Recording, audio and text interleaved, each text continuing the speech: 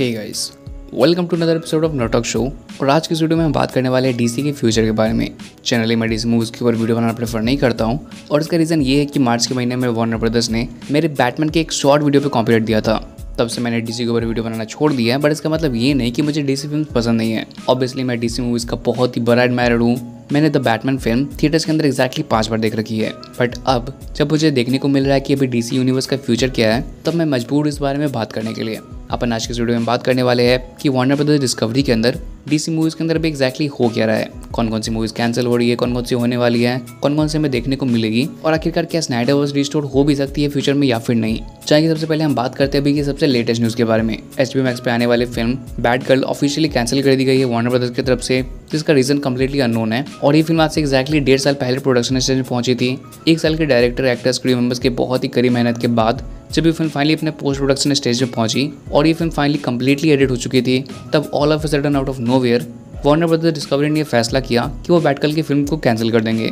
Batgirl cancel हो चुकी है एंड इसका रीजन अगेन अननोन है। और यहाँ पर वार्नर ब्रदर्स रुके नहीं है, बल्कि वार्नर ब्रदर्स की आने वाली सासा केल की सुपरगर्ल फिल्म को भी ऑफिशियली कैंसिल कर दिया गया है। बस ये न्यूज़ भी अब कभी भी आने वाली है। और यहाँ पर भी ये बात एंड नहीं होती है, बल्कि आने वाले डीसी यूनिवर्स के अंदर वार्नर ब्रदर्स की कई सारी फिल्म्स जो कि उनके स्लेट के अंदर अभी अर्ली प्रोडक्शन स्टेज में थी, उन सभी के सभी फिल्म्स को कैंसिल कर दिया गया है। और as a fan, as an audience, हम यहाँ पर केवल अंदाजा ही लगा सकते हैं कि आखिरकार वार्नर ब्रदर्स के अंदर चल क्या रहा है। अब एक तरीके से देखा जाए तो इसे हम पॉजिटिवली भी ले सकते हैं कि हो सकता है कि वो हमारे खुद के बैटमैन यानी कि बेन एफ्लेक के बैटमैन को लेकर कुछ कर रहे हो, क्योंकि वो अब हमें एक्वामैन 2 के अंदर भी देखने को मिलेंगे। बट पर्सनली मेरे को लगता नहीं है कि ये रीज़न है। खैर उसके बारे में भी हम बात करेंगे, बट यहाँ पर सबसे इंपॉर्टेंट क्वेश्चन है कि आने वाले डीसी यूनिवर्स की फ्यूचर के अंदर कौन कौन सी फिल्म हमें कैंसिल होते हुए देखने को मिल सकती है। खैर यहाँ पर जो मैं पर्सनली कंफर्म बता सकता हूँ वो ये है कि डीसी यूनिवर्स के आने वाली Black Adam, Aquaman and the Lost Kingdom and Shazam Fury of the Gods, ये 3 ऐसी फिल्म्स है जो कि डेफिनेटली कैंसिल हो ही नहीं सकती है। इन तीनों ही फिल्म के अंदर वार्नर ब्रदर्स के काफ़ी अच्छे खासे पैसे लगे हैं एंड नो डाउट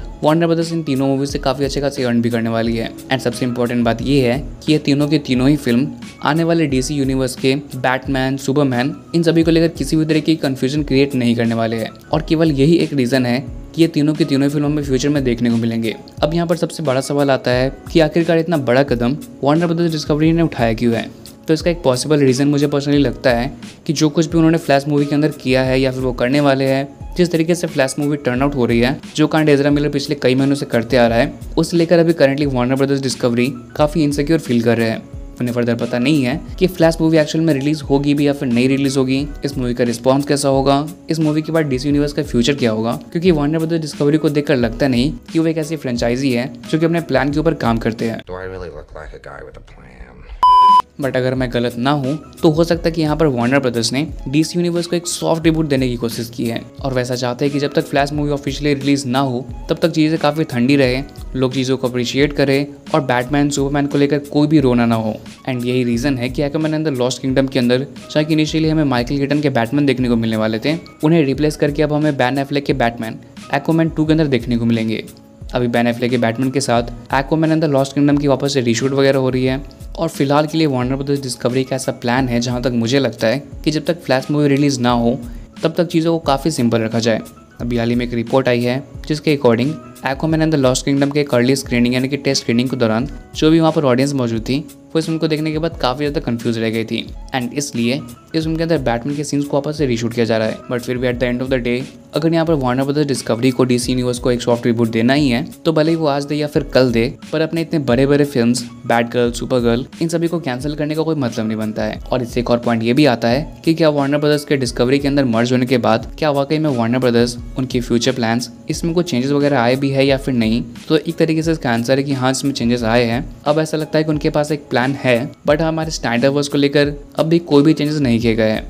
अभी हाल ही में एक और रिपोर्ट के अकॉर्डिंग अभी हाल ही में जब एक फिल्म क्रिएटर ने वार्नर ब्रदर्स डिस्कवरी से हमारे स्नाइडरवर्स यानी कि जैक स्नाइडर के जस्टिस लीग के क्लिप्स को यूज़ करने के लिए परमिशन मांगा ताकि वो एक डॉक्यूमेंट्री बनाए, तो इसके ऊपर वार्नर ब्रदर्स डिस्कवरी की तरफ से ऑफिशियल स्टेटमेंट आई कि यदि उन्हें डॉक्यूमेंट्री बनाना ही है तो जैक स्नाइडर जस्टिस लीग जैसी कोई भी फिल्म उनकी यूनिवर्स के अंदर एग्जिस्ट नहीं करती है, बल्कि 2017 में आई जस्टिस लीग उनकी मेन मूवी है।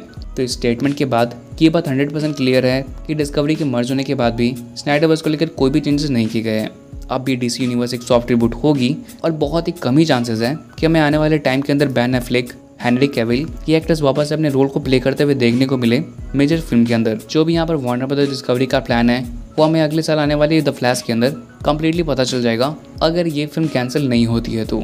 जिस तरीके से इज़रा मिलर पिछले कई महीनों से कांड कर रहे हैं उसे देखकर लगता नहीं कि फ्लैश मूवी हमें कभी देखने को भी मिलेगी। और मे बी ये भी एक रीज़न हो सकता है कि यदि फ्लैश मूवी रिलीज ना हो तो वो लोग डीसी यूनिवर्स को एक सॉफ्ट रिबूट दे नहीं पाएंगे, और ऐसे में माइकल कीटन के बैटमैन को डीसी के मेन यूनिवर्स के अंदर दिखाना, इस बात को भी वो लोग जस्टिफाई नहीं कर पाएंगे। तो इसलिए उन्होंने सेफ खेलते हुए यहाँ पर एक्वामैन 2 से माइकल कीटन के बैटमैन को बेन एफ्लेक के बैटमैन से रिप्लेस कर दिया, वहीं पर बैटगर्ल और सुपरगर्ल जैसे फिल्म्स को कैंसिल कर दिया है, ताकि जब तक उनकी फ्लैश फिल्म नहीं आए तब तक चीज़ें काफ़ी सिंपल एंड स्ट्रेट फॉरवर्ड रहे। इन सब के कंक्लूजन में यदि हम बात करें तो DC universe is completely fucked up and Warner brothers के पास अभी कोई भी प्लान नहीं है डीसी यूनिवर्स के फ्यूचर के लिए। पर्सनली मेरे को अभी फील होता है कि डीसी यूनिवर्स को अपने पहले के प्लान के ऊपर ही शिफ्ट करना चाहिए, जो कि अपने स्टैंड अलोन फिल्म्स की फ्रेंचाइजी को आगे कंटिन्यू करें।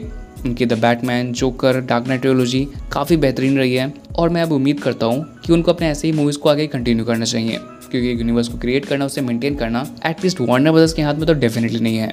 आपको क्या लगता है इस बारे में, आप नीचे कमेंट करके बताओ। बाकी अपन मिलते हैं अगले वीडियो में। Till then, good bye.